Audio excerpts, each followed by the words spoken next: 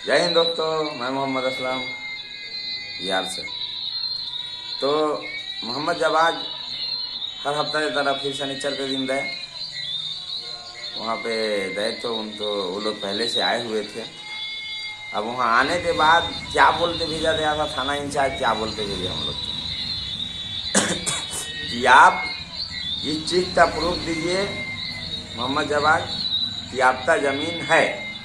और वो लोग तो बोला गया कि आप लोग इस चीज़ का प्रूफ दीजिए, इसका दस्तावेज दीजिए कि इनका आपका सब जमीन बेच दिए हैं। तो थाना प्रभारी तो फर था उसी विषय पे बात करने के लिए, मगर वहाँ विषय चेंज किया गया, वहाँ पॉइंट चेंज किया गया। वहाँ पर ये पूछा गया कि किस जमीन का लफड़ा चल रहा है। तो हमारे जो मोहम्मद जवाद के भाई थे, बड़े भाई सचेरा असलम, वो बोले कि नहीं सर, इनका तो ज़मीन है, ये नहीं है। तो थाना प्रभारी तो ये चाहिए था कि तो नहीं है तो पेपर लाओ, ये मान नहीं हुआ, ये डिमांड नहीं किए थाना प्रभारी।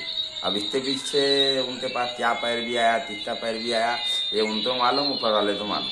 मगर जिस पॉइंट तो जिस बात तो बोलते भेजे थाना प्रभारी, वो बात नहीं हुआ। उनको चाहिए था कि जिस पॉइंट तो जिस काम तो दे भेजे थे दोनों आदमी, तो वही पॉइंट पे बात करना था। मगर वहाँ विषय बदला दिया कि पहले आप लोग जाके आपस में मिल लीजिए कि आप लोग का ज़मीन सब कितना है। जैसे कि हम पूछे थे कि हमारा ज़मीन बताया जाए कि हमारा ज़मीन हमारे अब्बा का हिस्सा था, कितना था और कितना बेचे हैं और कितना बचा है।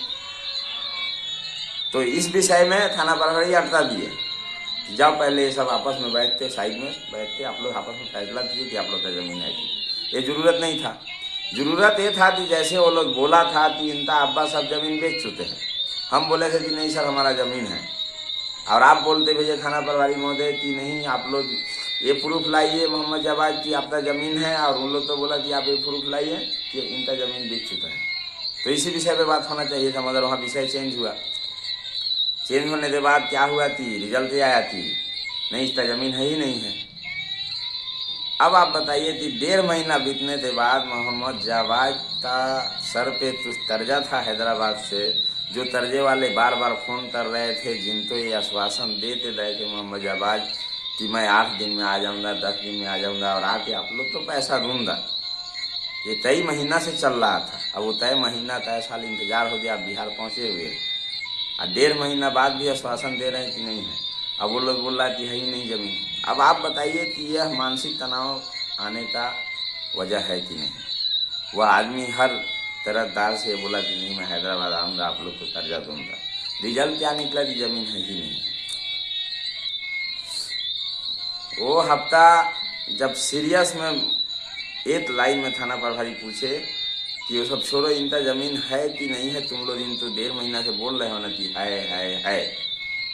मैं रिकॉर्डिंग भी एक आध सुनाया था, वो लोग तो थाना प्रभारी तो देखिए ऐसा ऐसा लोग बोला है कि हाँ इनका ज़मीन है। आज क्यों बोला कि नहीं है, तो जब नहीं था तो क्यों बोला कि है, और जब बोला कि है तो आज क्यों बोल रहा है कि नहीं है।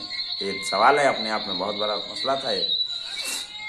तो गुस्सा में बहुत मतलब कुछ सीरियस होते बोले, तो मोहम्मद अहमद बोले कि नहीं सर इसका 4 कट्ठा ज़मीन है। तो थाना प्रभारी बोले तो जब है तो उसको बेचने दो, तुम लोग तय तो फंसाते रहते हो, बेचारा यहाँ आता हुआ है, उसको नक्सल से डरा है, कभी भी कुछ हादसा हो सकता है उसके साथ, बेचने दो, बेचते जाने दो उसको। तो थाना प्रभारी बोले कि जब तुम बोल रहे हो है तो ये 3 दिन के अंदर में बात फैसला हो जाना चाहिए, या तो तुम लोग वो ज़मीन रख लो, उसको पैसा दे दो, या उसको जिससे बेचना चाह रहा बेचने दो। तो वहाँ पे एक मुद्दा फिर अटका दिया गया। ये बोला गया कि सर इसका पास जो ज़मीन है वह बेचने का इस तो राइट नहीं बनता है। तो थाना प्रभारी बोले कि ये गलत है, तब तुम लोग गलत किया है, उस तो वही ज़मीन क्यों दिया है जिसमें लफड़ा है, बेचने का राइट नहीं है। मोहम्मद असलम बोले कि वो फलाने के नाम से फलाना ही लिखेगा, जैसे कि मोहम्मद सदीर और मोहम्मद जाकिर इनके नाम से लिखेंगे तब ये ज़मीन कहीं बेच सकते हैं, जो ये सरासर गलत था, है ना। तो खैर उनको बुलाया गया, बातचीत हुआ मोहम्मद सदीर जाकिर हुसैन से। तो मोहम्मद सदीर कलकत्ता बंगाल में, जाकिर हुसैन घर पे। तो उनको फ़ोन किया गया, तो बोले कि मैं पूछा कि मेरे तो ऐसा ऐसा हालात है, अब आप लोग के ऊपर अटक दिया है 1.5 महीना बाद कि आप लोग से ही होगा, क्या इस विषय में आप लोग आ सकते हैं।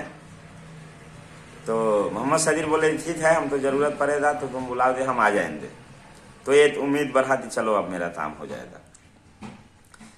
तो यहाँ पे ज़मीन बेचने का सिलसिला चालू जब हुआ तो फिर रो रहा आया, इसमें क्या रो रहा है मैं नेक्स्ट वीडियो में मिलता हूँ।